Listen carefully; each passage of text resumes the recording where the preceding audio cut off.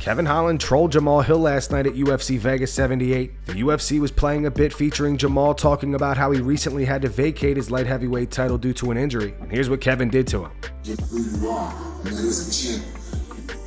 It all started here, and Dana White's Contender Series. I've been in this position. I warmed up in these locker rooms. I walked these. About to cry. Him right here. He about to cry. Hey, Jamahal, man. Very inspirational, brother. That about to cry.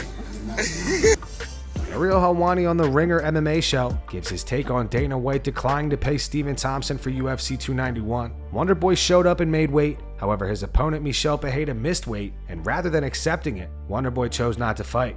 Wonderboy went through a similar situation with Darren Till and took the fight, and ended up losing a close decision.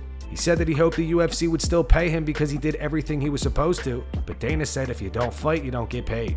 Here's Ariel's take on the matter. Now he's gone, into this situation where he has said openly that he didn't get paid.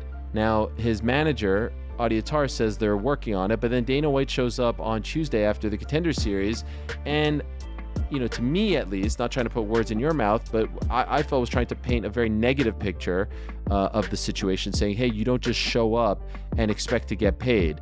And, we offered you a fight 2 weeks later, and, it was just 3 pounds. And I felt like the big takeaway was like, does this guy not understand what these guys go through? Does he not understand that those 3 pounds mean a lot? Does he not understand that, fighting again in 2 weeks, that means having to cut weight all over again, and 2 more weeks of training with your coaches and the fees and all this stuff.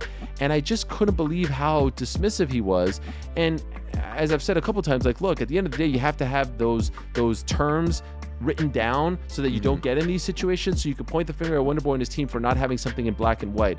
But how can you justify not giving a guy at least half his pay, show money, whatever, when he did the job, he stepped on the scale, he made weight, and the other guy didn't do the job? Dana White has confirmed Conor McGregor will be fighting Michael Chandler. Dana also gave his reaction to Nate Diaz versus Jake Paul. I've always joked around about dealing with the Diaz brothers, but these two, you see it now. I mean, they're two iconic fighters that 20 years from now everybody will remember and talk about. And this will always be Nate's house. Nate grew up here. He came in on The Ultimate Fighter. He fought some of the biggest fights ever here, and we love the kid. I don't know about fighting in the future, but this is always going to be his house, and we'll see.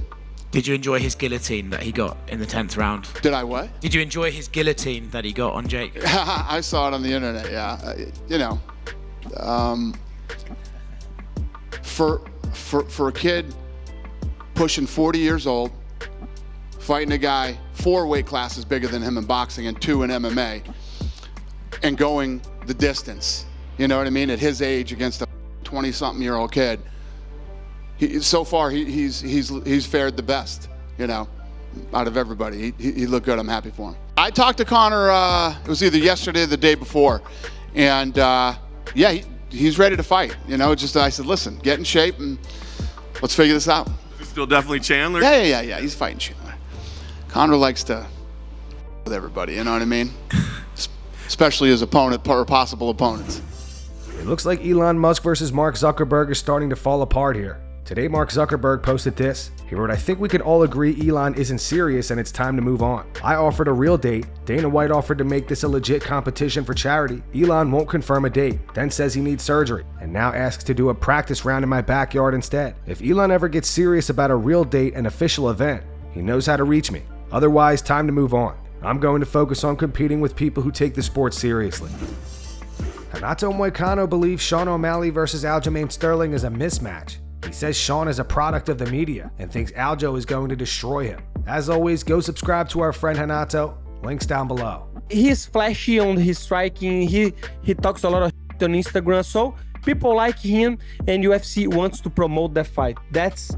I don't have no doubt about that. Look how far his personality got him. If you compare the 2 records, you can see is a mismatch, in the paper right now he's one of the best of all time.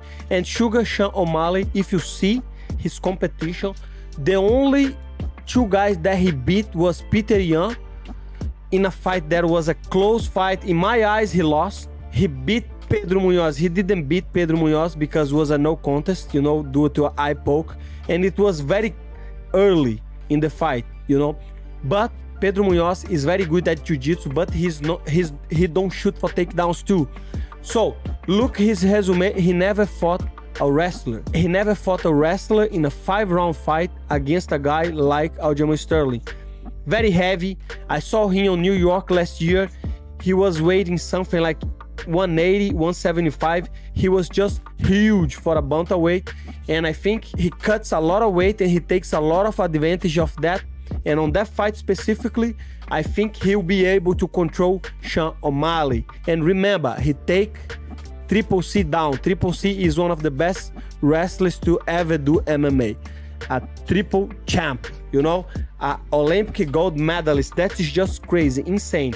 And in the first round, Aljamain Sterling got taken down by Cejudo, and he scrambled and he get up.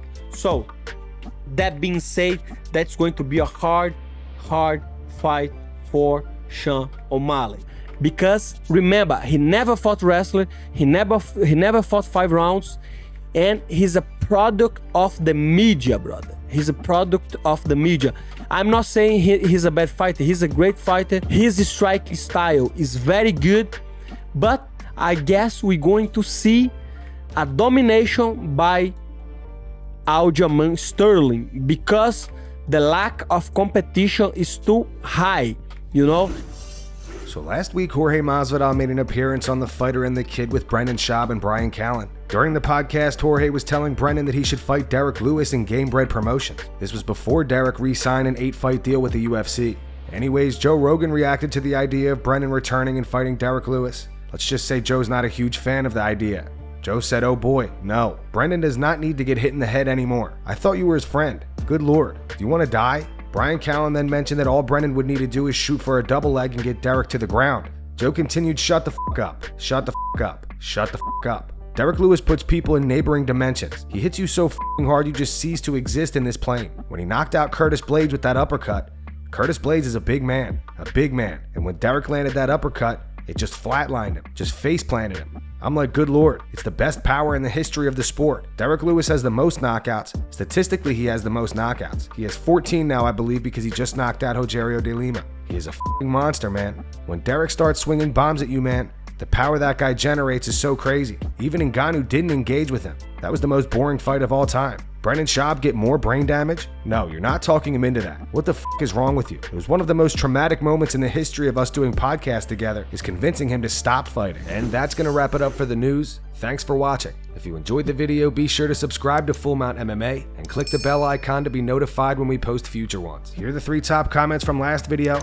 These comments are in reference to Conor McGregor calling out KSI last night. The first one's from Mr. Blonde. It says Conor calling out someone else who he'll never fight. The second one's from Steve-O is here. It says Conor is so out of touch it's unbelievable. He's gone from 2 weight division champion to let's see him do 2 days sober. And the final one's from Aqua Fresh. It says Conor is a terrible human being. He has a girlfriend, 3 kids, and a 4th coming, and he goes around being a drunk, coked, threatening people, causing commotion, hollering at other girls on social media. Class Act Father 2023.